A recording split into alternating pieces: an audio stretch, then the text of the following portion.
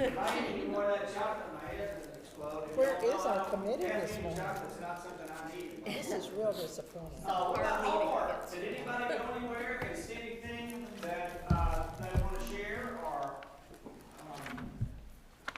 we don't have our call in from Australia today.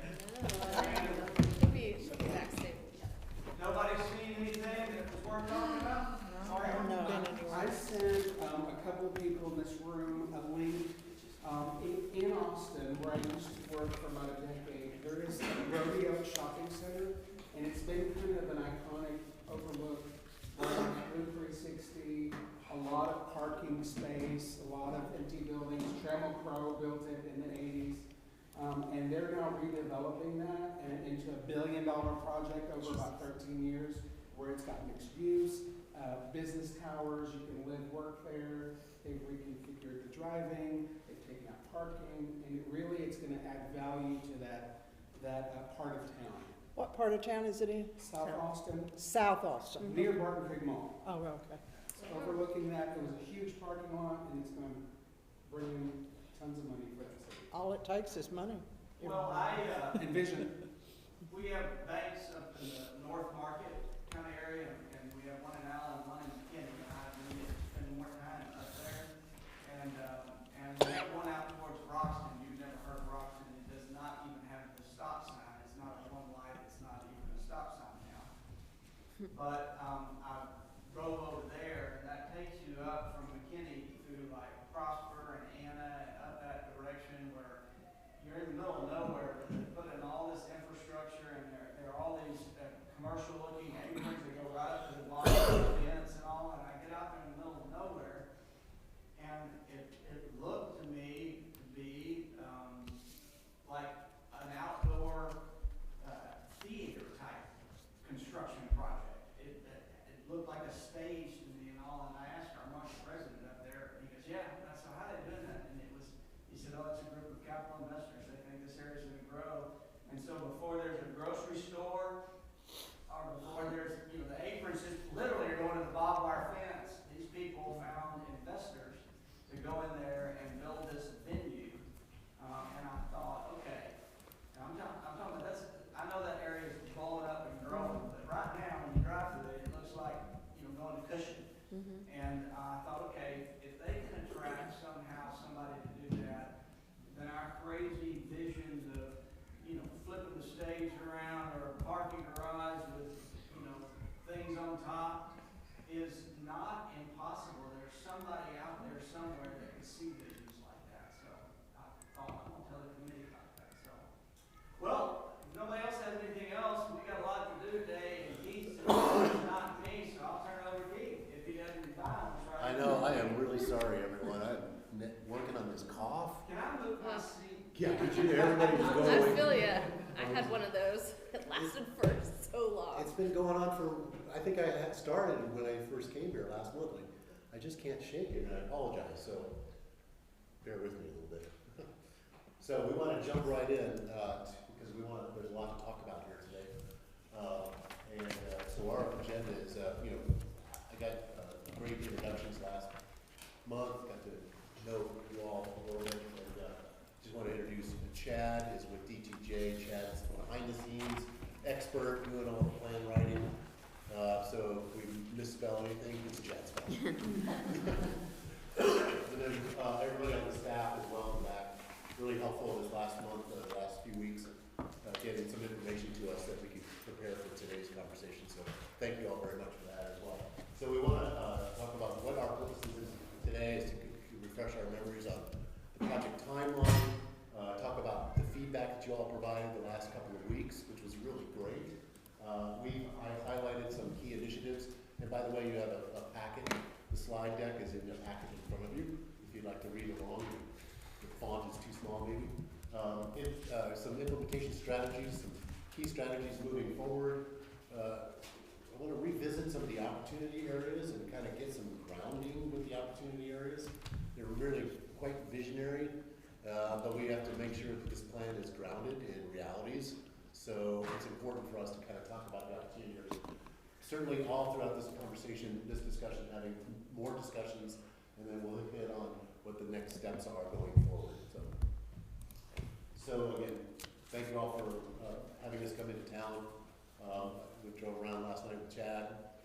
Chad's never been here before. First impressions? Honest. It's a great community, no doubt about it. So a couple things on the project timeline.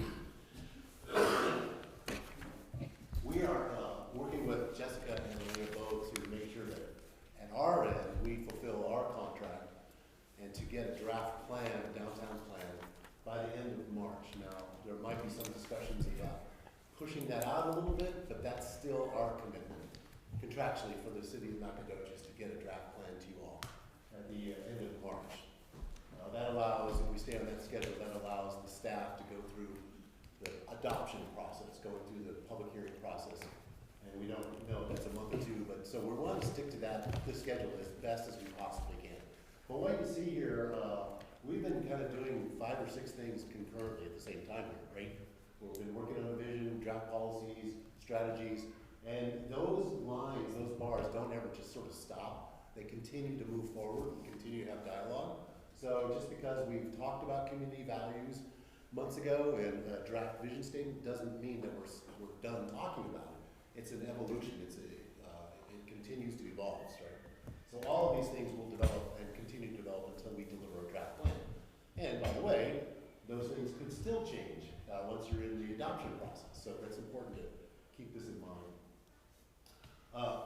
We have the trifecta here, right? We are doing a comprehensive plan for the community, but with, as you all know, a downtown plan and the I-69 corridor. These two pieces fit as part of the comp plan. So when you were looking at the content last week, you were seeing plan elements that were associated with the comprehensive plan. Some of those plan elements are directly related to the downtown, some of them are not. The I-69 corridor is part of the comp plan. We're delivering a plan called the I-69 corridor, as well as the downtown plan. So we're doing 3 things at once here. We're trying to keep this thing moving forward, but we know that we're working on 3 separate deliverables. The comprehensive plan will have sections that talk about these other 2 categories as well, from a policy and a strategy standpoint. That being said, these 2 items are drilling down into more detail, right? So when you saw this graphic last month, I wanted to point out a couple things here. Again, the vision statement, the draft vision statement, the guiding principles, the goal statements that we provided to you is ongoing review. We're still getting your feedback on those items. But we are moving into a more of a sort of discussion about policies and strategies. How do we move these initiatives forward from a policy standpoint? So again, we're doing multiple things here at once. What I want to do over the next few slides is I basically took the meeting notes from Jessica and the team from you all on specific items that you commented on. And we don't need to go through each one, but I want to put each one of those up on a slide deck so that if there's something that you want to elaborate on, Mario and I think it was Brandy and others provided a lot of great content, feedback. And so if you want to elaborate on those things to get some further clarity, that would be really helpful to us. So the next few slides will be exactly that. It's the meeting minutes, and I think maybe Jessica, everybody's seen the meeting minutes maybe? They're up on the NACTator website. It hasn't been sent out yet. Okay, so what Jessica did was, with Tori and Remy, they provided us a written Word document of your commentary, right, of each item. I then inserted them into the slide deck for this discussion. They're uploaded onto the website for people to see, so it's very transparent. Right? Could we slide the camera angle here a little more to the right on the final one? On what? He wants a person No. in the picture. Sorry, I had to do my day job there. Right, the next building. Are you in oh, right here to the right? Yeah. Gotcha. So this is the draft statement that we threw out to you all last month and you commented on. So we haven't touched this at all, just to let you know. The guiding principles that we refer to, those 4 guiding principles, are part of the comprehensive plan.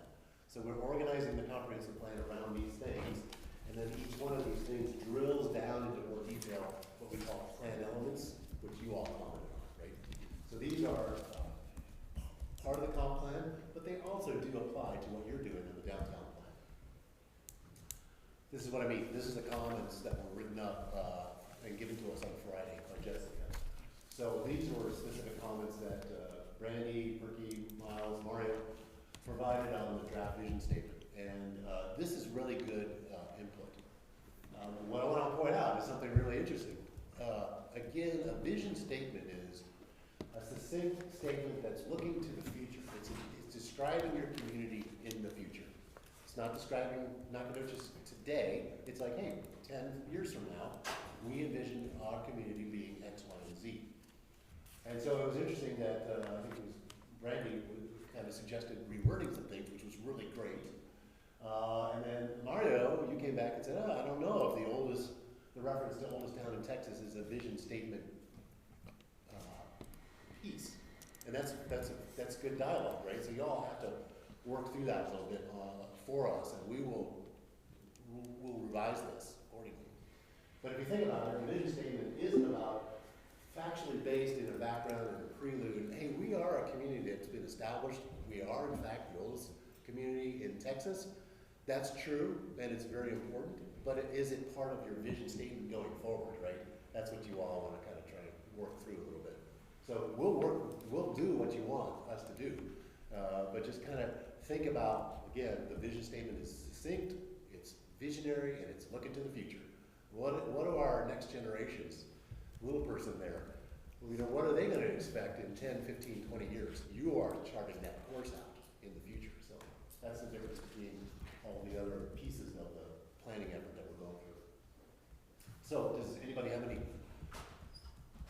comments on this? I mean, it's an ongoing dialogue, and we'll make revisions to this and get that kicked out to you, and we'll just have to make a call on, is the oldest town in Texas part of your vision statement or not? You have to give us that guidance on that. You know, one thing there, kind of strikes me, I thought about it after we left here. You know, a lot of people go and visit the original 13 colonies. Well, that's as old as it gets, and that's still part of their vision, is to be a part of that. And the reality is, there'll never be another oldest town in Texas. I mean, this is it, and nobody else can have that. And so there is some, that's why the unique word came up for me, is that lots of cute downtowns and brick streets. But there's only one that is truly unique enough to say that we're the oldest town in Texas. And so that's kind of where that came from. It might have some visionary potential. Yeah, no, that's great. I appreciate that context.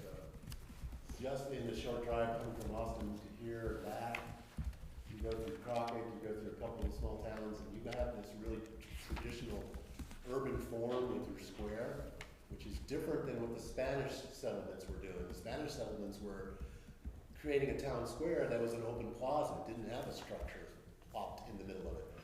I don't know where the history of that is coming from, but I'm sure it's a Texas sort of urban form kind of thing, and it's really interesting. But if you go to the other communities, your downtown square is absolutely noticeably different than the others.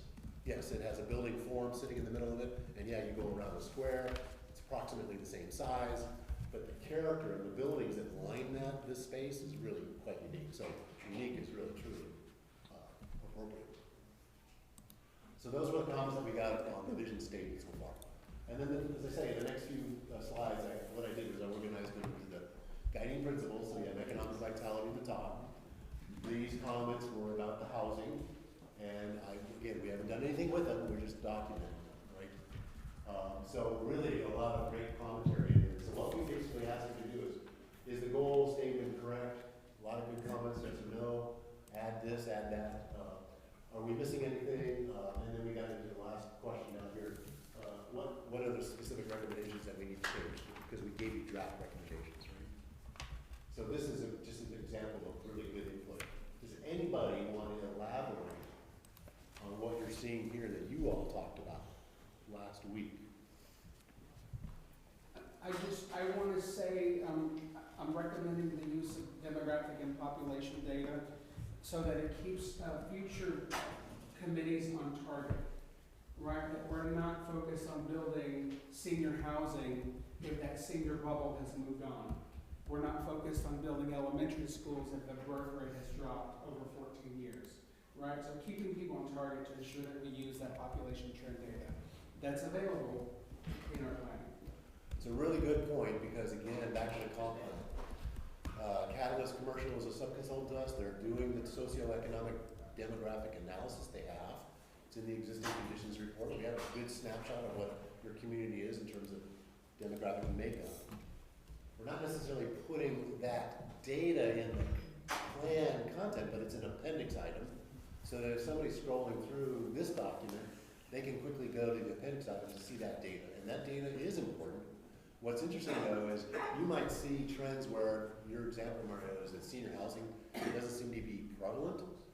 It might not be from some market conditions, maybe the product availability isn't there, but is that a redirect that you want to, well, wait a minute, we're multicultural, multi-generational, what do we need to do to actually house our seniors in the future? So you might notice in the demographics that it's not there, but should it be there?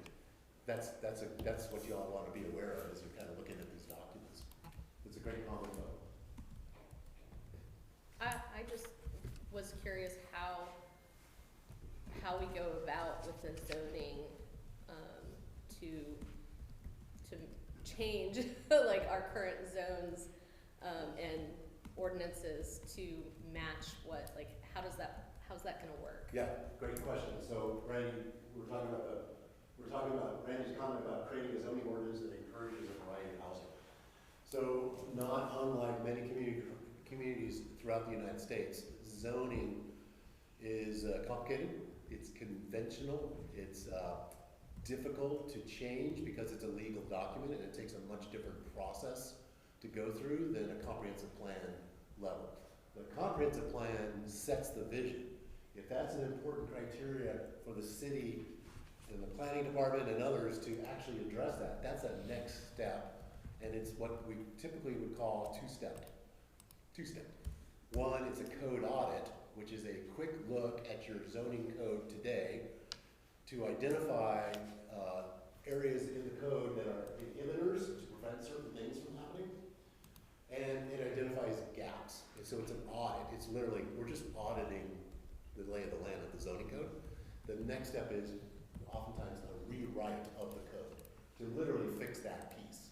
So it's not going to get fixed in this phase, but if it's a high priority, you all are directing staff in the city to, hey, this is a priority, fix your development code. Make that happen so that we can start to see other things happen like infill housing, senior housing, along the line. So great comment. It's not unlike many communities that we work in. It's just absolutely part of the problem when it comes to some zoning codes. Now, there's some great things about, Elena, great things about your zoning code for sure, but there are little nuances that I think we can look at as well. I think along with the building, the P and Z stuff, you also have to look at the building ordinances and inhibitors there. We heard lots of contractors say it's hard to build in Nacogdoches, which it shouldn't be. We're not building it downtown. So that ought to be a part of it also. So Miles is picking up on something. There's a difference between the zoning code, the zoning map, and the zoning regulatory framework of uses on a parcel. And then there's building codes, the building that sits on the parcel. And as we know, you probably all went through when you were doing your Suzanne the Brewery, you know that there's certain building code requirements, ADA accessibility, health, safety things. That's a different component. And ours gets complicated because like over that are those historic overlays that affect those also. That's true. So Yes, you've got historic landmarks, you've got historic districts. Complicated stuff. So this is housing. You've got this in your packet. If there's more information, as you go through that handout that Chad worked on, by the way, that developed the matrix table that shows the goals, the policies, and strategies, please feel free to give that information to us. Right? The next one was on tourism. Really great feedback. Let's see. I went through all of these. I want to see if Shay or Mario or Randy or anybody that has anything that you want to elaborate on, the comments that you all provided on tourism. One comment was need to expand the goal. Let me talk about that for a second. So there's different ways of thinking about a goal statement. Goal statements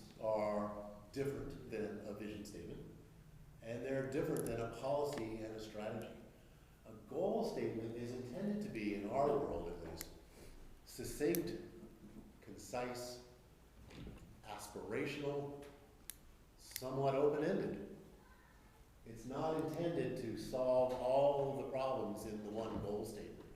It's simply saying, when you think about tourism in Nacogdoches, expand, embrace the local character, history, and natural environment as a tourism strategy. Then you go into, okay, well, how do you do that? And so then there's policies and strategies that dig deeper and deeper and deeper into that. So you don't have to feel like you have to have every adjective, every word in the goal statement, because it's just a prelude to get to the next discussion of, okay, here's 6 policies on how to do that. You know, maybe one of the policies is to address specifically underserved, underrepresented populations, because it's a significant part of your tourism messaging. Well, you don't necessarily have to say that in the goal statement. Although I feel like it goes back to the intentionality, right? Because that Shay mentioned, because what we're talking about is already underrepresented groups that have been left out of this history, right? And so you can see how easy it would be for them to be left out again without that intentionality, even like at the top, you know, bird's eye view level. Does that make sense? Totally makes sense. And let me hit on something that I think, Miles, we talked about this last time. And I said, I think there's something that's missing in these. And you said, tell me what that is. And I said, equity. And equity could be a 5th element here that's saying, well, to your point, we have a history, good or bad, whatever, there's underrepresented communities. If we really want to elevate that, let's start talking about equity and diversity as a guiding principle. So we haven't done that, we just wanted to throw that out to y'all. But if we had a discussion about guiding principles and we included inclusivity, diversity, equity as one of them, then you're gonna have a conversation about that Right. up front. Right. And now then when we get back into the, you know, the meat and potatoes of this, we've addressed it right up front. Yep. That's one way to do it. Yeah, I mean, I think that then the definition of equity, because people who don't know the definition of equity think that that's a scary word, or not all people, but some people. And so I think that the way that we define it also matters. You're calling them guiding principles, right, for this plan, and I'm thinking of them as quality of life issues for our community, right? That overall, that word, you name it and you live it, and you know what it feels like when it's equitable and when all those other elements are in place. That's really well said. Did we write that down? I'm gonna record that, because that's a good descriptor when we say, and we're really guilty of this as planners, we throw out a word like 2 words, guiding principles, and we expect everybody to know what it is. Your interpretation is based on, oh, these are quality of life metrics. Really good. So we need to describe that in these plans so that it's clear that everybody's starting from the same baseline. And it doesn't sound scary. Doesn't have to sound scary. I mean, it's true. Amelia. Sorry. No, it's okay. I was doing a project in Tucson, Arizona for the last year and a half for a bus corridor system through 14 miles through North Tucson, Central Tucson, South Tucson. South Tucson is a separate city. It's a 1 square mile city in Tucson. It is much higher poverty rates, much more homeless, much more stronger Hispanic populations. It's a different thing. And here's this bus route that's going right through this, and everybody assumes that it's all the same. Equity and diversity in South Tucson is a way different discussion than the rest of Tucson. Mm-hmm. So really trying to get on the same plane as to, well, okay, what do we mean by this term? Because equity in and of itself is not a scary term. It's just acknowledging that we haven't treated certain populations in an equitable way over time. And it's time that we elevate and bring the field to a level place. Only until we get to that point can we then start to build. Right? I mean, is that a fair kind of way of saying it? Yes. I think we have more too. I think we have things that exist that in terms of tourism, we don't do a very good job as a community tying them all together. An example is, take Banana Creek Trail. If you came to town and somebody didn't tell you about it, or you just didn't happen to see the sign in the right place, you would never know it was there. I would venture to say you have students at SFA that do not know it runs beyond And yet on that trail, you got the spring down there that ties in the Hispanic background. Now we have Zion Church that's been redone. We need to go back and think about access points off of that trail. Some of those elements are there. You got the old university, all that, you know, if you drove tourism to look at that as a big loop where you see the entire history of our, it's there. We just don't tie it together. You would have to come here looking for it to find it. You know, even the old university building, you gotta be looking for it almost to find it. And yet, we don't do what it takes, I think, to tie it all together in a way that says, come see the fascinating history of our town. You literally can go, what you're interested in, you can find it probably, you know, which part of our history. I wonder, Miles, I'd have to go back and look at your handiwork there, Chad, if we have a policy or a strategy that says, develop a strategic tourism plan. Yeah. That's specifically a plan, so there's somebody can go right to it and go, this is how we're building on this trail network, as an example. I don't think you have that tool in place. Well, and even Festival Park, if you think about it, Festival Park touches almost, you know, 2 or 3 different communities in our town, and it even more so than downtown. You go down the hill, and you're talking about touching, you know, both that Shawnee area over there, if Roy was here, he'd be lobbying for that. It's touching the Hispanic area, it's down south. I mean, we're trying to make it more of a center point. We should, it brings those communities together. Chad, I'm sorry. No, you're good. I mean, I think Festival Park's a great example of that, Miles, but part of my problem is that before Festival Park was Festival Park, it was where the Hispanic population played soccer every single weekend, and we erased that. And now they play at Ponderosa, and it makes me mad.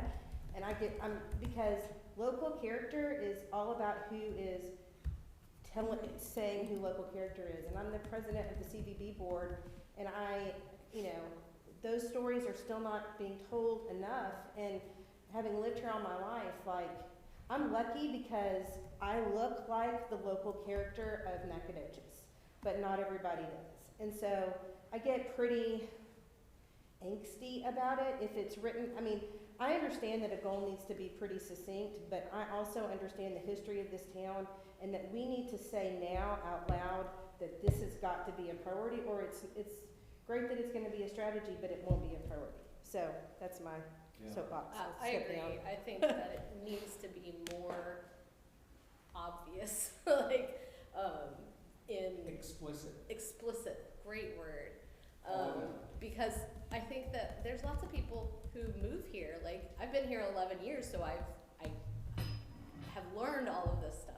There's lots of people, I didn't know that in my first 3 years, like, all of the history of Nacogdoches. So if somebody moves here and starts to get involved, it needs to be where they can see, oh, there's this history and the equity that has gone on, and we want to change it. And we need to make sure that it's visible so that it continues on when those of us who know about it are not there. We have to do a really good job up front in this document of explaining all of this. This document shouldn't be a static document either. It shouldn't be just a PDF that's sitting behind the web somewhere. It should be out front, and the story should be up front, the messaging should be up front, and then you build the argument for guiding principles, goals. So getting back to what's the purpose of a goal statement? If we do the upfront part of the plan correctly, I don't feel like we have to write, oops, I'm going the wrong way, elaborate goal statements. That's just my take on it, but it's your plan. So that's my sort of pitch on why the goal statement is just trying to be succinct.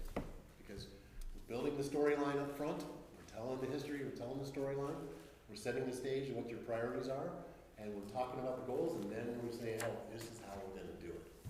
So that's the. But if you look at this housing goal statement, I mean, you've got equity and diversity there because those are places that we know historically we need to insert equity and diversity, but I don't think that in tourism, the average Joe off the street would understand that you need to put those principles there. Like, I think that, I don't know. I just feel like looking at tourism strategies in other places too, like, I think they're just now beginning to say, like, we need to insert these other populations. So that's all I'm saying. I mean, wherever it goes, and if you do it at the beginning of the plan or whatever, I just think that we've got to be very intentional about it, so. And you want the goal to be implemented with fidelity, right? So you have to be intentional, or future people that work with this goal can exclude. Mhm. Can Because, continue yeah, to exclude. Let's be honest, continue to exclude. because, We should definitely add it to the guiding principles is what we're all saying. Yeah, I Is agree. that it needs to be there and in other parts. but I think that we can put it in the goal without it making the goal way too detailed too. I mean, it's in the goal in the housing goal, I think is what Shay was saying. Because when you leave it at embraces the local character history, that means one local character and one history. That's a good point. And that's where the terminology differs. That's my, Right. that's my pain point. with Yeah. it, I think, Yeah, but I think that there's a way that we can address that. I don't know if by saying like Diverse embraces all of the local character. or, all of the history or the diverse history, just in the same way that, 2 or 3 words were added to the housing goal. I Maybe think that's adding right, Amelia. Characters, making it plural. Yes. Diverse Something. local characters. This is great conversation. We are hearing you, and we will take a shot at it and try to address those comments. One thing I think, Mario, you may have said, again, a thing about goal statements, that they are not necessarily measurable. The policy and the strategy, oh my God, they are measurable. How an action plan, by year 2, you're gonna develop a strategic tourism plan, and it's gonna be completed and adopted by mayor council. That's measurable, I get it. But a goal statement doesn't have to be measurable, but it should be including the things that you're describing. Gotcha. One thing we might, I'm looking at that picture we've got this piece of history of the 9 flags, and it's all the flags that flew over Nacogdoches, and that's probably something to go back and look at. Some of those, represent some ugliness, the Confederate flag, for instance, but so what? It still causes the dialogue to happen at that point in time. And so we might need to go back and do a little research on those 9 flags and how they impacted this, the history of this community too. It's a ready-made tool there that exists. Yeah. Like the city's website has a really nice page on the history of Nacogdoches. I always go to Wikipedia, I go to different sources to kind of understand the place that I'm working in. But you already have a really good source that has really nice links to other portions of the history, which is really good. So it's all informative. So I'm going to try to, there's several slides here. This is really good. I don't want to limit the conversation. But that was housing, then tourism, then this is downtown. There's a section in the comp plan that's a plan element called downtown, right? So it covers a lot of areas. And by the way, all those plan elements sort of overlap with each other, right? Tourism and downtown clearly overlap. So we're trying to break the comp plan into, I think, 17 plan elements, and they're individual topics. This is a topic, but they overlap with other topics. So this was good information as well. Hopefully, the draft plan that we develop will address all of these issues in totality. We may not get the writing up front nailed down perfectly, so we're going to need, again, you all to look at it. We're hoping to get a draft plan to Jessica and Elena by the end of February for sure, so that they can read it, and give us some comments, and then we can get it to you all for you to spend a couple of months thinking about it as well. So very much an iterative process. Is there any thing here? I just had a question. Miles, were you saying there is no RV park downtown? That's correct. Okay, because when I first read it, I was like, well, an RV park would be good near downtown so visitors can stay. I was just wondering. No, that's just something I've heard in the community. Yeah. That, There's really, really no to be parking. honest, we don't really have many RV parks, period. Yeah. For But short we have a term. manufacturer Right, short here, term. Yeah. and we have a couple of dealers here that are truly nationwide successful, and there are lots of people that pour into the community to get their motorhomes worked on or trade them off or do all of this, and they stay in the parking lot behind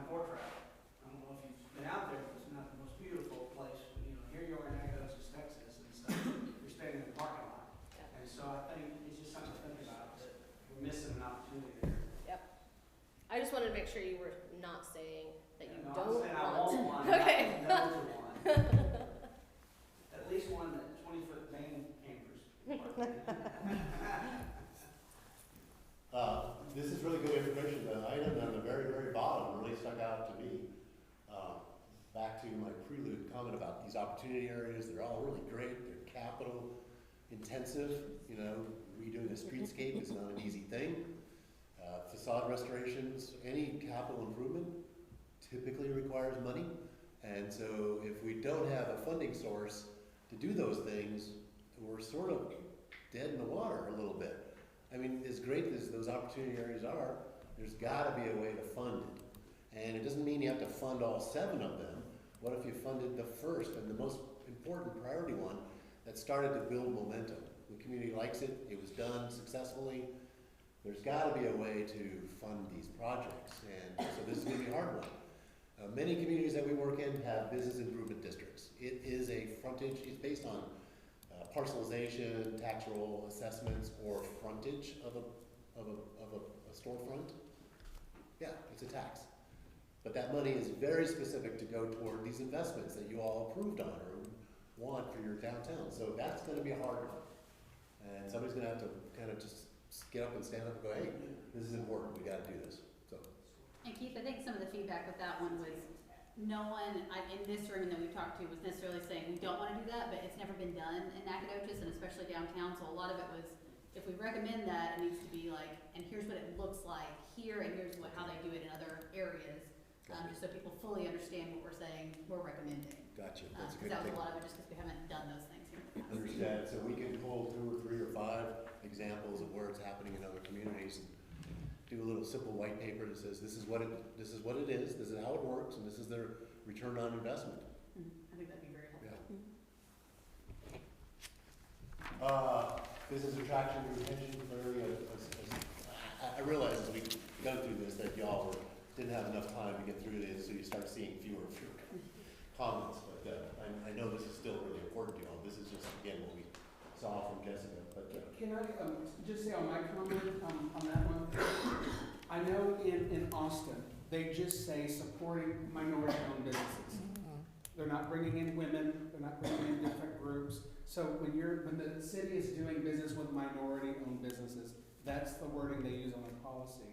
And that seems appropriate, that maybe we want to look at that instead of putting certain populations in. Whether it be knitters, you know, we want to support the knitting population. It almost sounds as crazy as that. yeah, I mean, the conversation earlier, if all of a sudden we want equity to be one of the guiding principles, then you want to start making sure these goal statements are dealing with equity. Back to the Tucson example, we were really looking at, of all places, Vancouver, Washington. Not Vancouver, BC, but Vancouver, Washington. Really a great community to look at. If you ever want to take a look at some of the things that they're doing in terms of addressing gentrification, small business, minority-owned displacement, they're getting way out in front and saying, this is what we're going to do in terms of metrics. This is how we're going to measure projects. If there's a minority-owned business that is even remotely going to be displaced, you have to do X, Y, and Z to either prevent it or to mitigate it or to make sure that that business still has a place in this community. It's a really good example of a community that's doing some really great things. And so, yeah, maybe we need to drill into this more detail. And at the last council meeting, for informational purposes, we are discussing the adoption, basically we're reworking the local procurement policy, or our procurement policy to favor local businesses and companies. And one of the things that was a state term, because we had to look back at the Texas statute for it, was historically underutilized businesses. And they include minority-owned, women-owned, or any historically underrepresented group or discriminated against group. And so in terms of like concrete steps toward that, that's something that is currently happening at the council level. It's good to know. I think that was referenced in these comments, that program, so we need to drill into that some more. That's great to know. I didn't realize that. So this moves into the second guiding principle, environmental sustainability. And there's an overlap between all these things. There's, from a tourism, business attraction standpoint, there's the what we call economic resiliency, which is very much a sustainability practice. It's to making sure that small businesses, when we run into the next pandemic, that we plan ahead from a resiliency standpoint or an adaptation standpoint, that we're thinking about that business that might go into some economic downfall because of this pandemic, getting out ahead of that. It's very much a sustainability strategy, and that's an overlap with the business attraction piece as well. But this is really sort of alluding toward more physical infrastructures like park spaces, right? So, was there any comments here that anybody wanted to elaborate on? Mario, want to comment about the demographic population pops up there for sure.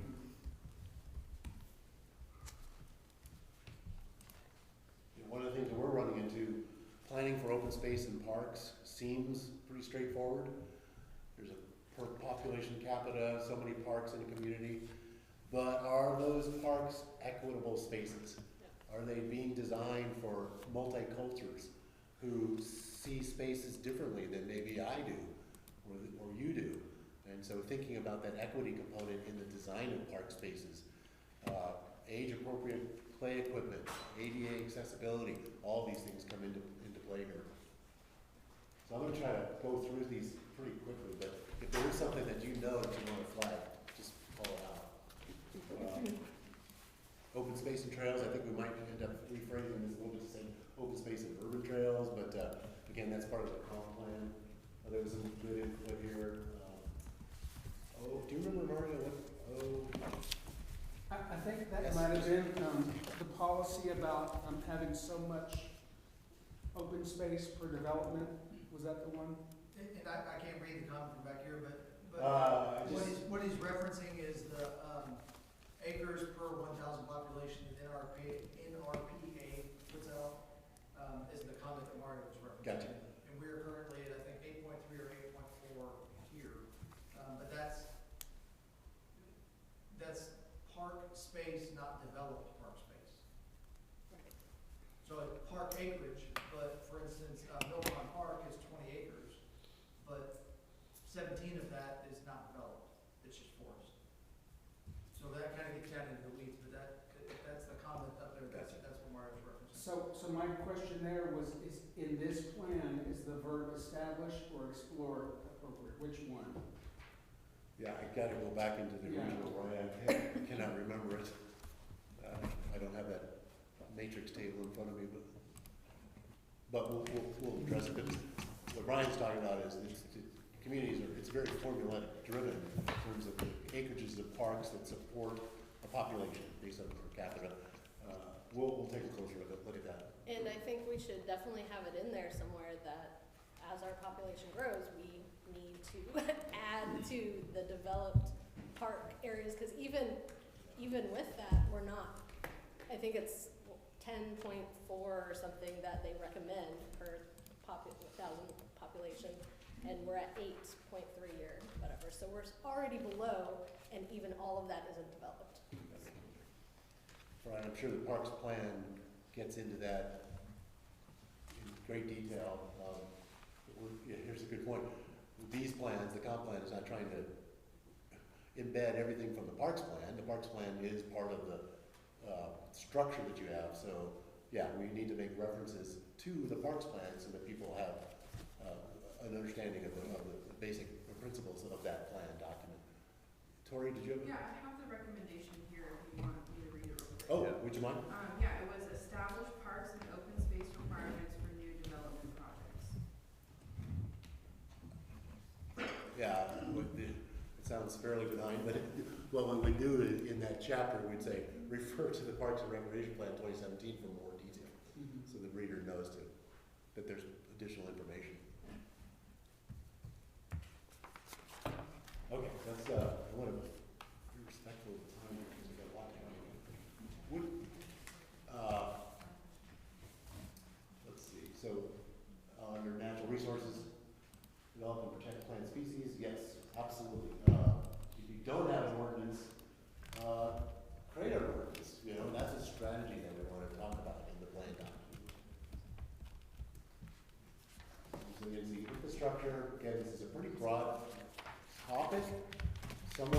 helps with environment and sustainability, but we pulled it out because infrastructure in your community is lacking.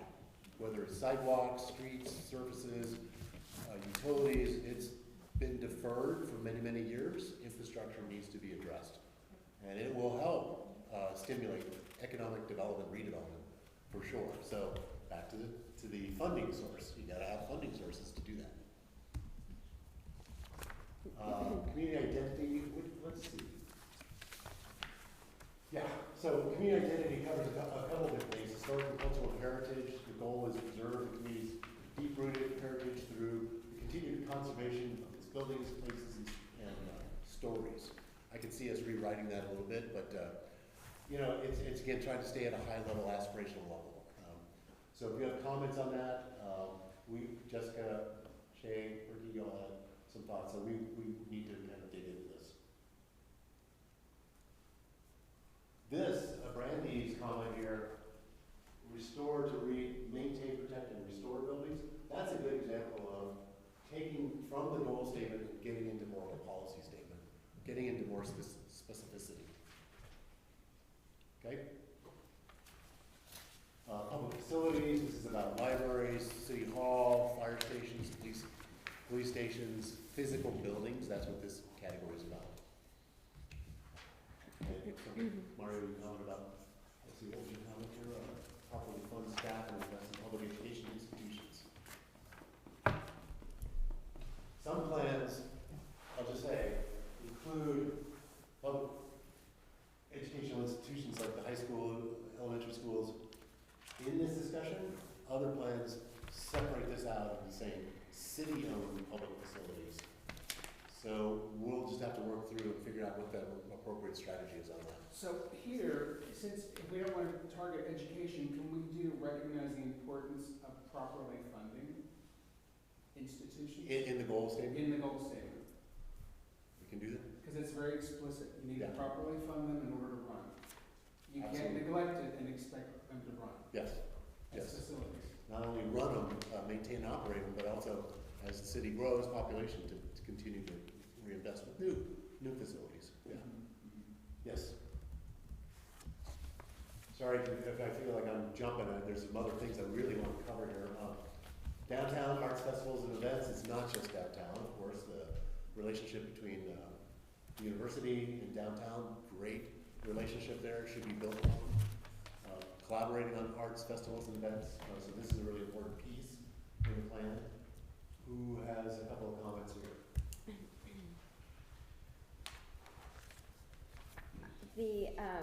What we were talking about earlier, including some intentional words around equity in the, I don't remember what the plan element was called, but I think that, the same can be said for both the historic and cultural heritage plan element that we went over a couple slides ago, and this arts festivals and events one.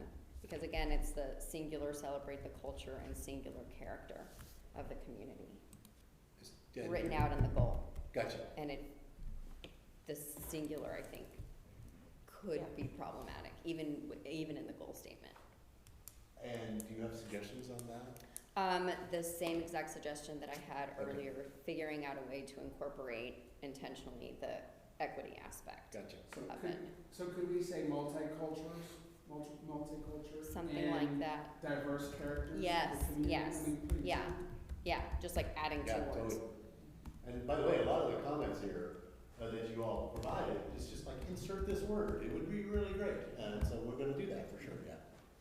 But I want to go back to, hey, think about those 4 guiding principles and talk amongst yourselves. Right. Is there a 5th? I don't know.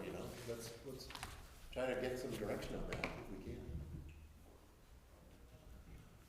Neighborhood character is so in your previous plan you had housing, what's called a plan element called housing and neighborhoods. We sort of called it housing. I think we need to go back to what's called housing and neighborhoods. But that's not to be confused with neighborhood character, the character of these places. So in the downtown we have these character areas, I think there was 11 of them mapped out. Each one of those things are identified because they have a unique character, whether it's the streets, the types of buildings. That's what this is really talking about. So it's not meant to be confusing. the importance of housing within neighborhoods and housing types and densities, and what's important at that level. This is about character, preserving the historic character or non-historic character of a neighborhood. So it's a little bit different. Healthy living is right there, synonymous with the equity discussion. Making sure that everyone has access to facilities, the ability to have healthy lifestyles.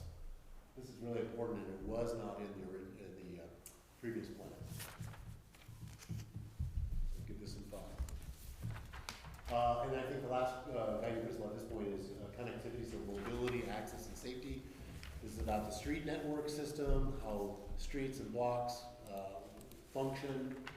Are we providing safe access through our street system? Do people who might experience disabilities or whatever, they have the ability to safely move around?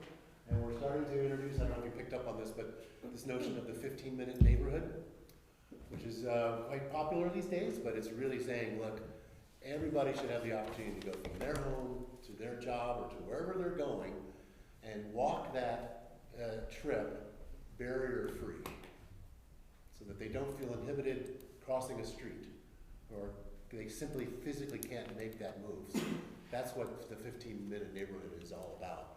Barrier-free walkability. Well, we also have access, like food access. There are places in Nacogdoches you can't walk 15 minutes to get to a grocery store. So we have a lot more grocery stores on the north side of town than the south side of town. Yeah, So. yeah. That's an equity issue. Mm-hmm. That's absolutely an equity issue. I just heard this morning from Danny.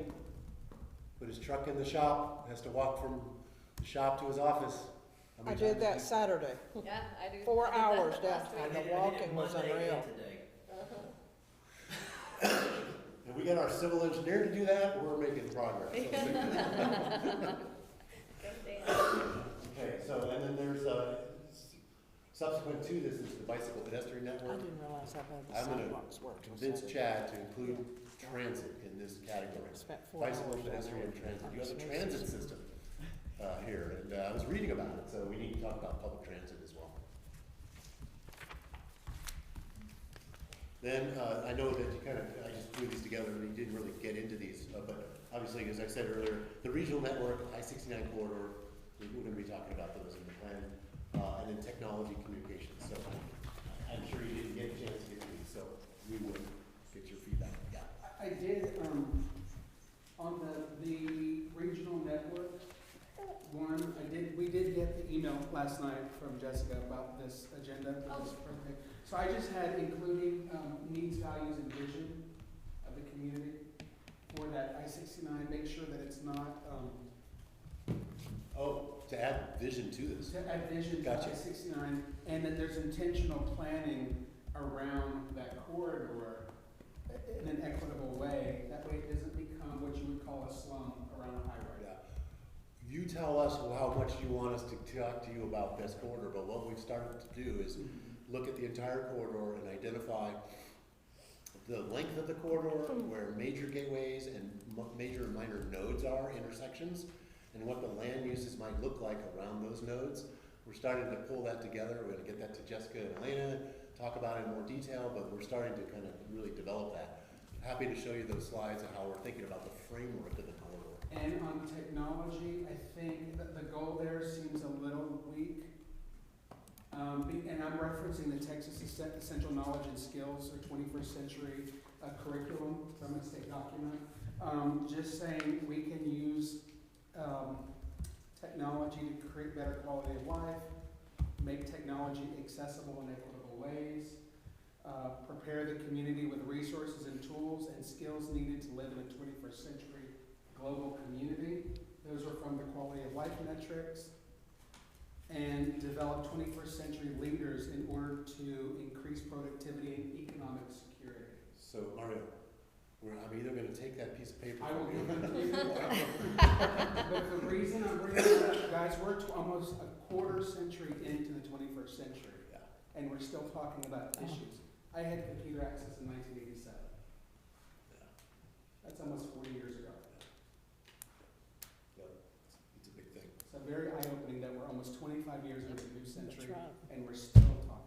And we will be another 10.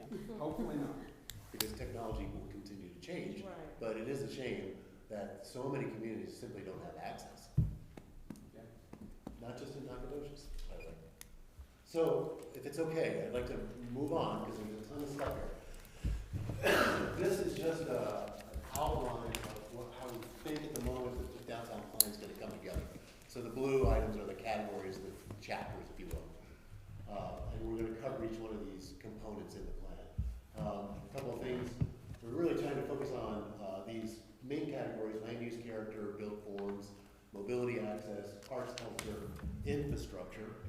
And 5 is intentionally put towards the end because these are opportunities, but we haven't sorted through how important are these opportunities in terms of the plan's formation.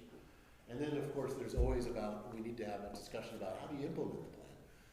So that's the framework that we're thinking of pursuing as we get this plan to you in the next few weeks. I wanted to hit on some big takeaways that we're picking up on real quick. One is you've got to, and we're talking about this here right now, right? You've got to align your community values with the plan strategies. They have to be in sync with each other. The plan can't be so unrealistic that people will just shelve it, right? It's got to be relevant, and it has to be tied to your values, but I'll also say it has to be tied to a fiscal model as well. Maintain your identity and character of your downtown. That's critically important, and this is where we talk about placemaking. We'll describe what we mean by that. The 15-minute neighborhood, looking at some of these arrival sequences in your downtown. I think I said this last month when I came around and with Chris, who was here, and we turned the corner and came into the downtown. I was really impressed. I was very impressed. I'd never been here. It's really remarkable. How do we embellish and create a better sequence so that people can kind of understand what they're experiencing going from, Route 7, North and South Street into your downtown? It's a really important experience that people should understand what they're going through. So that's a big thing. Let's really try to understand, and maybe you all have opinions about this, what's the downtown's role when it comes to housing? You have great opportunities. I thought I heard someone say, I don't know if it was on this committee or somewhere else, that, well, downtown shouldn't be too responsible for housing. And I don't know if I picked up on that inaccurately, but your downtown should all be about housing. I don't think you heard that out of this group. Okay. We talked about mixed-use development, promoting housing, so that didn't come from any of us, I Okay. don't think. Yeah. Oh, sorry. I think that was from the comp plan committee, and the context was about parking. If we have more people living downtown, is that gonna take up parking, and so it was kind of like a, Okay. yeah. Gotcha. What I do want to bring up about multi-generational people are having fewer kids, birth rates are dropping, so flexible housing options. Yeah. Having those there, and then having those exemplars for the community before the plan. What does that flexible housing look like? Right. What does it look like if I don't have children? Where do I live? Who do I live with? Who are my friends? Where are they going to live? I think we're thinking too nuclear family 1979 in this process. Might be. For But sure. there's a couple of good adaptations to that. Some of your downtown buildings have second and maybe third stories. They're not, from a building code standpoint, allowed to be converted, or maybe they're office spaces, but maybe the office use goes away and it wants to be housing. Being adaptable and resilient to be able to let that happen through the codes, through your flexible building designs, even if it's a historic building, is really key. And as far as use, if you're thinking in that 1979 nuclear family, you're eventually going to put yourself out of business. Because you may not have the numbers, the population, the draw, the attraction to come to your business wherever it is in town. Yeah, I agree. I even have a family, and I still don't. I think we have to think in flexible terms. 'Cause Although one of the growing populations is the older populations that are going to be looking at senior housing. I mean, in terms of proportionality, it's a pretty significant population. It's not going to go away. But what do we want that senior housing to look like? Yes. We know what it's looked like in the past. We want to repeat the 1958 No, model? because I don't want to live in senior housing like that. That's right.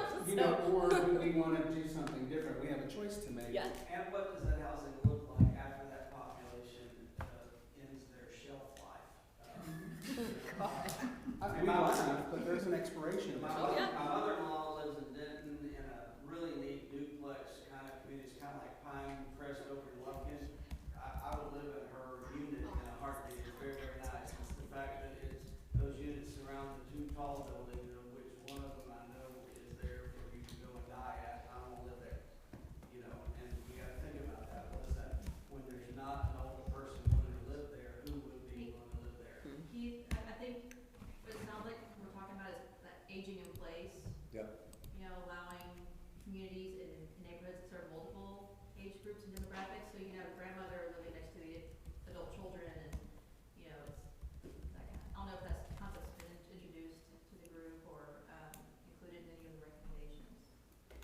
a good point. We'll for sure get that in there.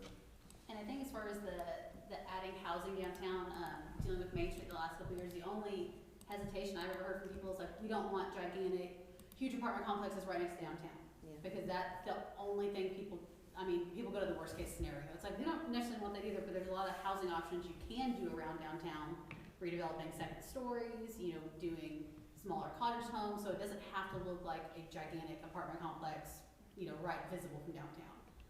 So I think as long as we kind of talk about like, here's a type of things we're looking at, and then making recommendations to make the zoning fit that as well. Because I think that people just go to their worst fears. Oh, yeah. Yeah, sorry, beg for forgiveness. What's the street that's on the backside of the commercial buildings that the backside faces the park? What's that? Pillar Street. Pillar. That, I drove that last night, and, it's clearly stepping down right to the park. That's on the right-hand side, the park side. That's an infill opportunity, but it shouldn't be a 5/1 story, 5 stories, that blocks the view of the downtown. It should be appropriately scaled. So we should talk about that. And we'll get into a high-level discussion about urban design guidelines, if you will. It talks about massing, scale, appropriateness, block sizes, these kinds of things. And it'll be a nice tool for you all to start evaluating projects when they start coming in. It won't be a complete set of design guidelines, but it'll certainly be a framework that starts to talk about these things like scale and massing, things like that.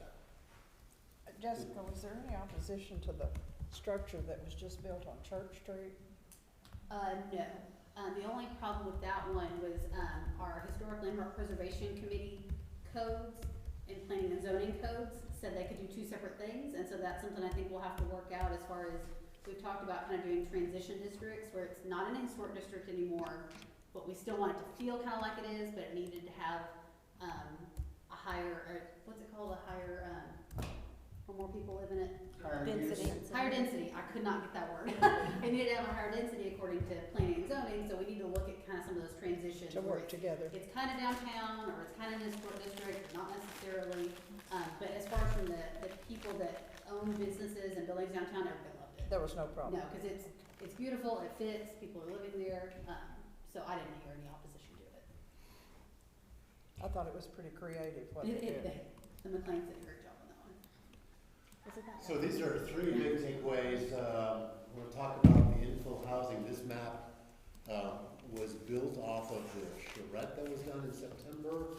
And I don't know if you noticed, but in the drawing, the base drawing, you can see the brown areas, like Washington Square, that little cluster. That was an outproduct of the charrette.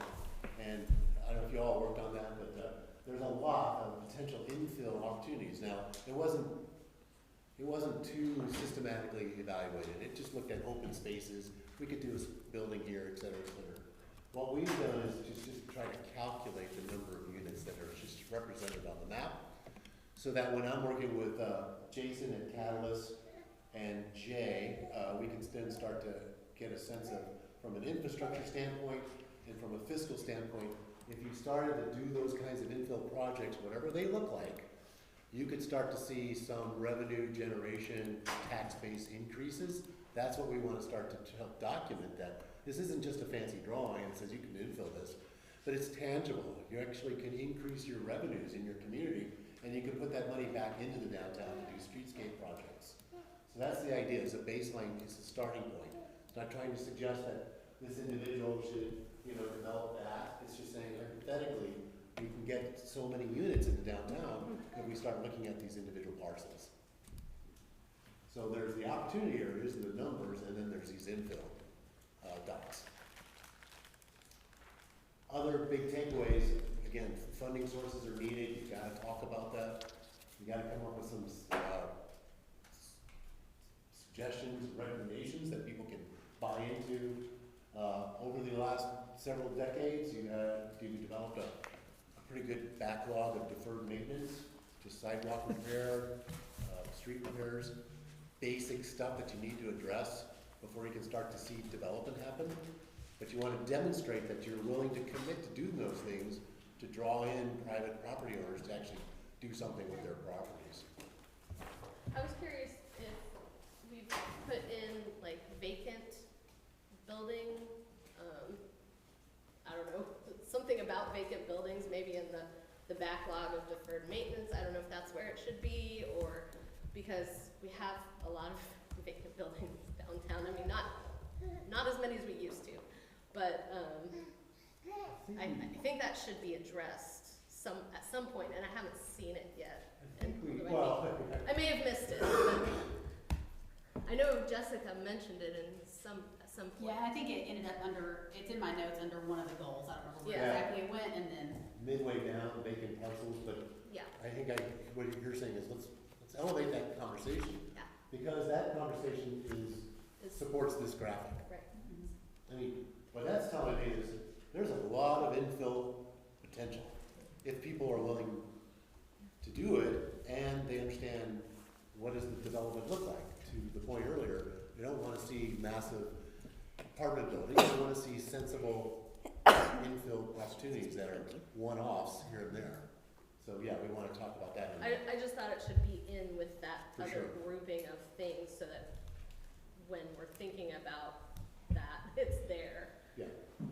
Now, that's a good point.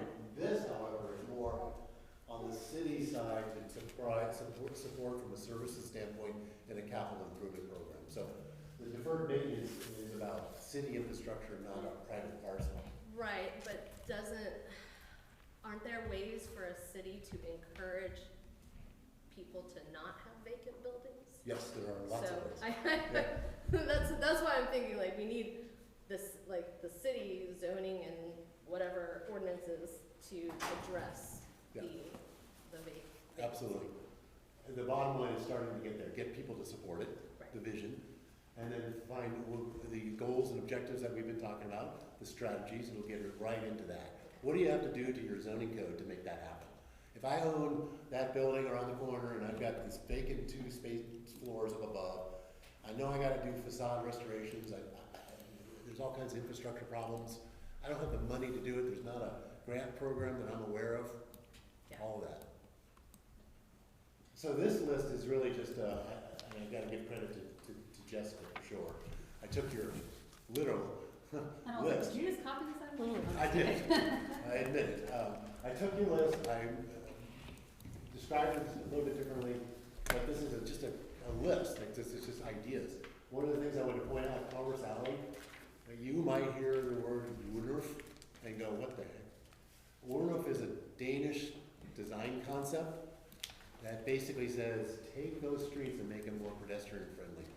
Convert them in a way that you can still drive down there, but as a vehicle operating down that street, you're welcome, but you're not welcome. This is a pedestrian environment. And it's a Wunderf, it's taking a public street, and you have Commerce Alley is a great example. You know, all you have to do is to convert some of those storefronts, activate them a little bit, think about the curb and the gutter relationship. You can make that thing into the most beautiful activated alley and people will come here to see that alone. So this is just an example. A Wunderf is what that is. And it's being talked about in a lot of different communities because they know they have these great resources that are just sort of there, got great charm and character. It just needs a little energizing. So pretty extensive list. The list goes on. Take a look at these. We're going to describe these in more detail. I would just say the second one down, Mount Street Statue Trail.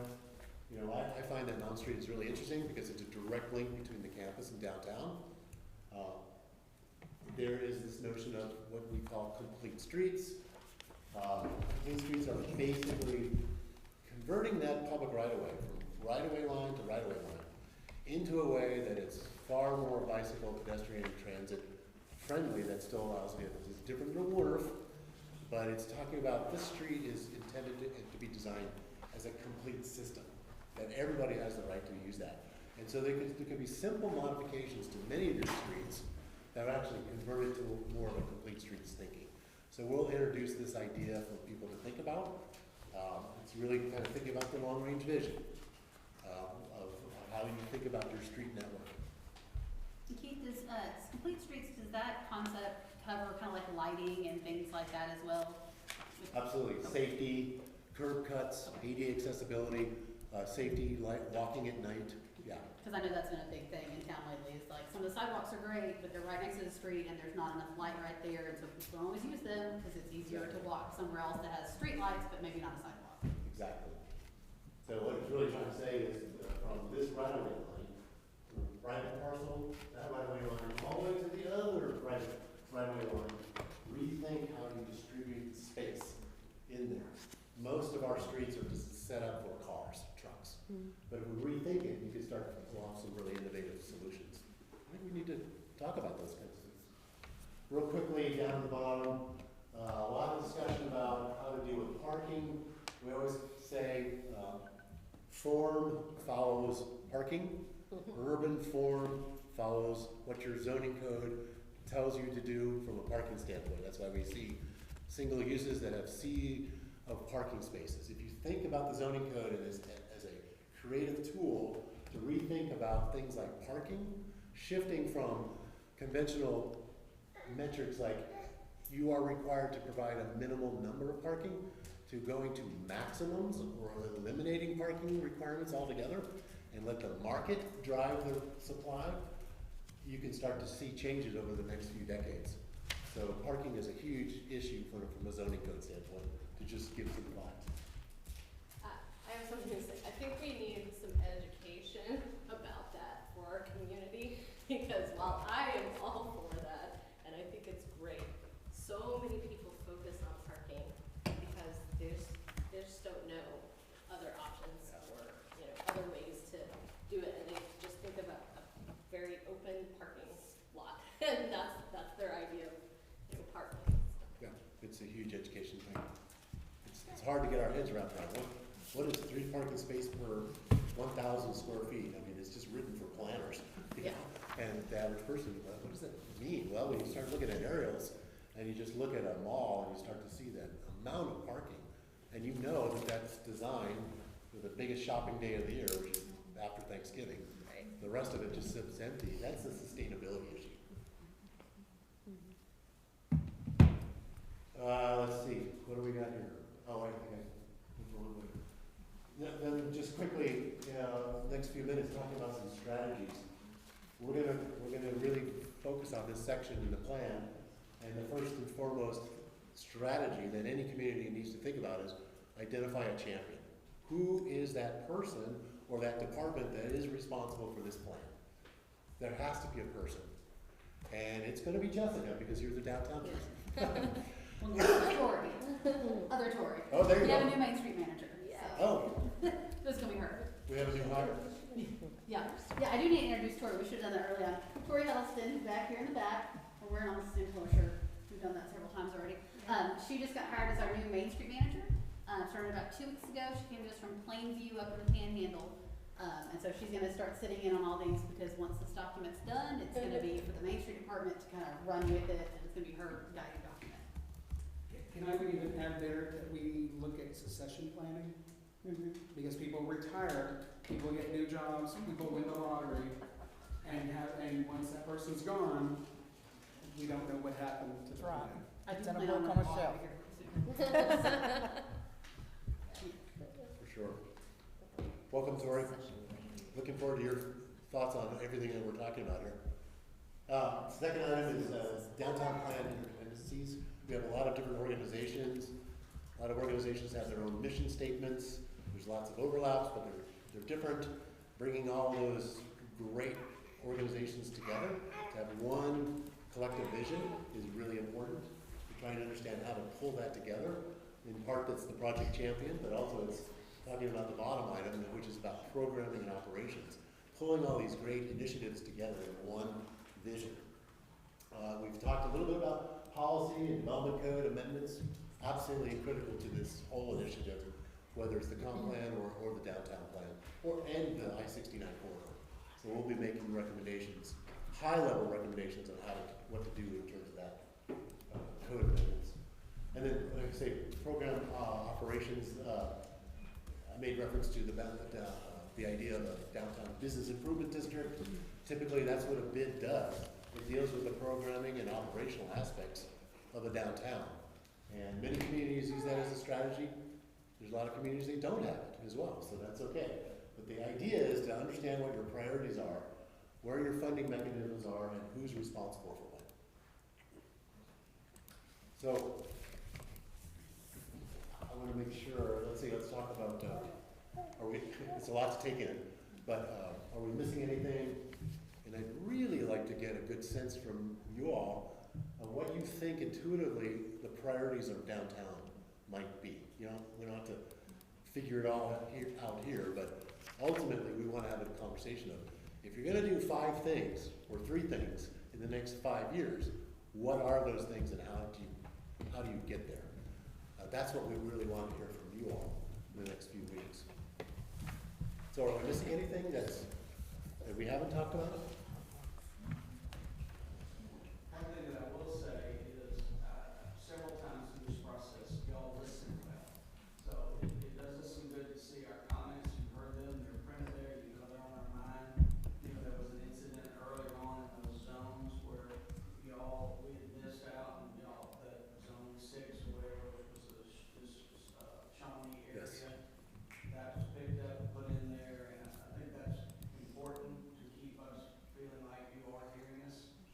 And so I wouldn't back off on that. I mean, obviously, you know, the equity thing, it's not gonna go away, we're gonna be looking for it. So. Yeah, well, is that a directive? I think we ought to hear it directly from you all, because we were just having a conversation about it. But I think we should add it Yeah. to the guiding principles. I think Okay. that is definitely something that should be done. And hopefully everyone will chime in. Yes, because it is aligned with the education code. We're looking for innovation, we're looking for equity, we're looking for the future. And I like the word you use, aspirational.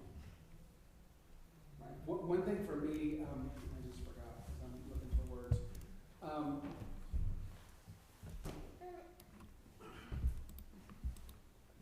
Come back to me. Come back to me. Other thoughts about missing items? We've tried to hit on regulate. You got it. Exemplar. We're now a year into this. I've been keeping up with your conferences, your Instagram. I want to see examples of townhomes, cottage homes, garden homes, flexible housing. I think what's missing are those images, Yeah. those renderings, those whatever. I think we're ready for those. Yeah, I think you are too. Yes. Yeah, that's great. That's good, because we need to get precedent images out there. We need to show you, we have illustrative, simple diagrams that says, if a building's sitting on a parcel and you hear things like lot coverage, what the heck does that mean? And is it right or is it wrong? We all have to understand lot coverage, setbacks, zoning, And I've been a realtor before, so I want to see something that makes me want to sell my home and move downtown. in terms of a model type. Yeah. Great. It also makes change less scary for people, right? I think that a lot of the community resistance to this has been scared of change. Yep. You know, you had, a picture, what is it called? Woodruff. Yeah. Hard word to say for me. It is. Those days. But you know, that picture that you showed, you could immediately see Yeah. commerce. Yeah. Yep. I mean, it's just like, Yep. oh yeah, Yep. no doubt. And, you know, low hanging St. fruit. Frederick Street right there. Commerce isn't a Yep. big dollar, super big, huge challenge. Closing pecan down the hill of the park, that's not a huge, big dollar challenge. Even rearranging Festival Park, we talked about moving the stage and stuff like that, those aren't big dollar things. The Regents parking lot, big dollar thing, I get that, but there's some of those things that are just laying there that aren't hard to do. Yeah. If there Don't were you 3 see things Commerce that I would Street up say there? Yep. are important, throw some money at this little teeny project.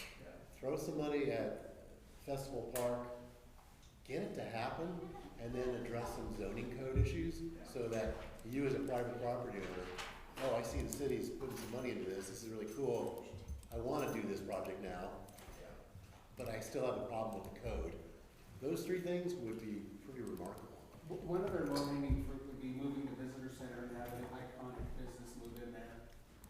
And people would then see, wow, this is open, it's open longer hours, it will attract business, diners, whatever that becomes.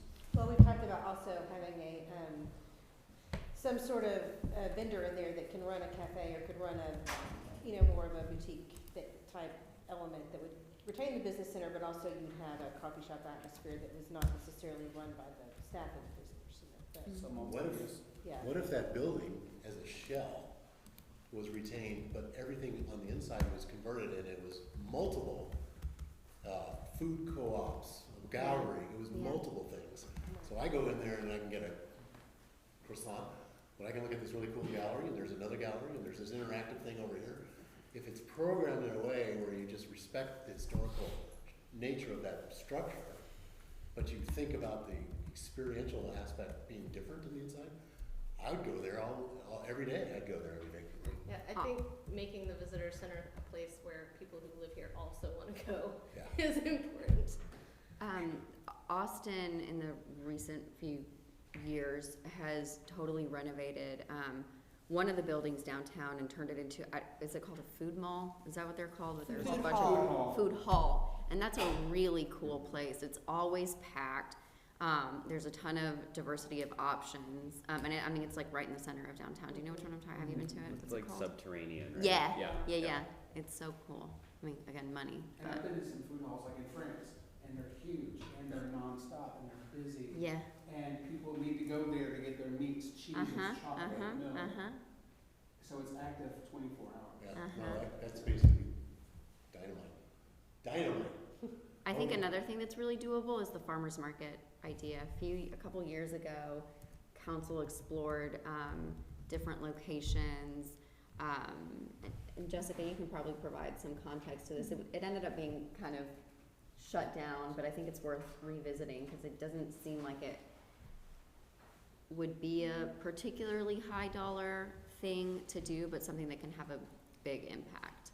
And I don't know if that means moving it. I don't know if that means making it more accessible or figuring out a way to provide more space. I don't know, but I think it's something. I talked to the market manager actually recently, and she said a couple years ago when they talked about it, she was like, the places that they wanted to relocate us were just not good ones. Because I think Jim Jeffers was talking about like under the bridge in Festival Park, and then on University somewhere, and she was like, that's where businesses go to die.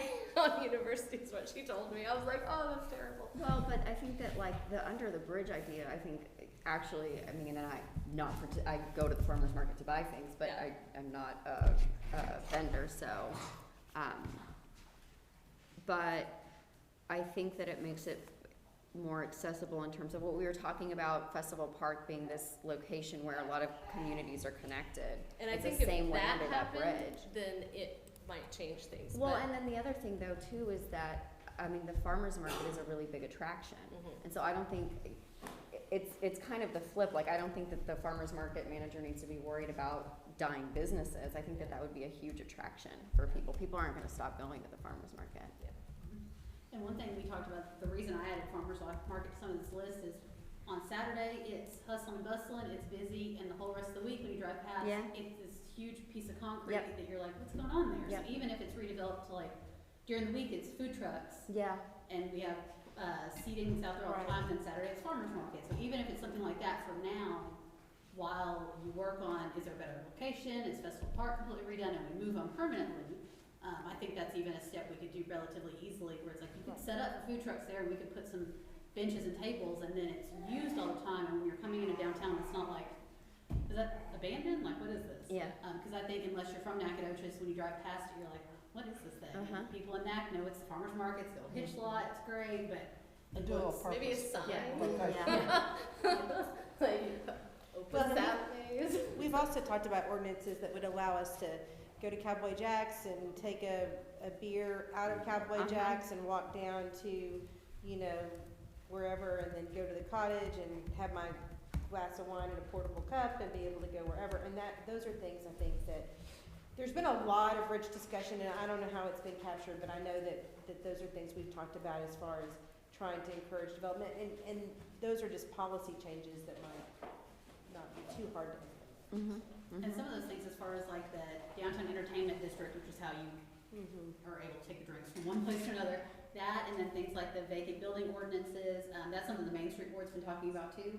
And so some of that may help us if it's kind of listed in here, like, hey, here's some things you could do, then when Main Street kind of pursues going into council and getting ordinance changes, and it's like, well, this document supports it, it has the support of the Main Street Department, here's why we're wanting to make those changes. I think that helps.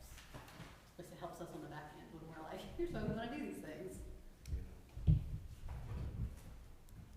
Well, we're right at time. I just want to hit a couple real quick items. Going forward, we have 2 more scheduled committee meetings. You all, we do. February 8th and March 15th. And concurrently, we're meeting with the comp plan committee. We're getting ready to release community survey number 4.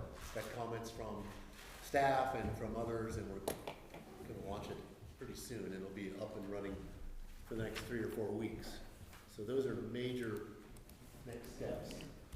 On February 8th, next month with you all, we're really gonna, it's kind of a short turnaround, it's like 2 weeks from now. So we're really gonna try to get all the comments that we heard from you all today, update the policies and matrix, do our best to get what we just heard the last few days up to speed, and then start getting this draft template, the report pulled together. It won't be complete, but getting it to staff. So again, trying to target March for the preliminary final, the draft plan, but making sure that you all have time to look at it as well. I'll guarantee you we won't get it right the first time. Might not even get it right the second time, but we'll keep working with you to get that figured out. Get your input in there. Any other thoughts of, apologize to push the clock here. Chad, thanks for joining us today. Thank you. It was charming. I'm glad you latched on to that. Oh, and one other thing, there is a joint planning and zoning and city council meeting in this room tonight. Keith and DJ are gonna be leading a discussion about housing, zoning, things like that between the 2 committees. It'll be here at 5:30. It's open to the public, so y'all are welcome to come and watch, listen. It's also live streamed since it is a city council meeting. So it'll be on the website as well.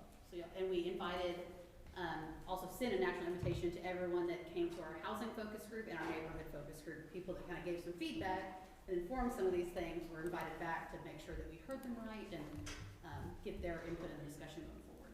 Will it be the same format? It'll be similar. We're gonna set it up kind of like when we had the CO discussions in this room, where there's gonna be 2 kind of slanted tables, but then seating in the middle. So you'll be able to sit and listen. Can y'all make sure the volume is loud enough? Yes, I'll make sure the I'll be volume is watching on. from Houston, so one time it was like mumbling. Okay, we'll work on we'll test the volume. Just so you don't see. message me if it sounds that way, and I'll say something. And our IT staff will be here in case it is off. Michael Donnell is a master of all these things. Thank y'all for your time today. Thank y'all. Making progress.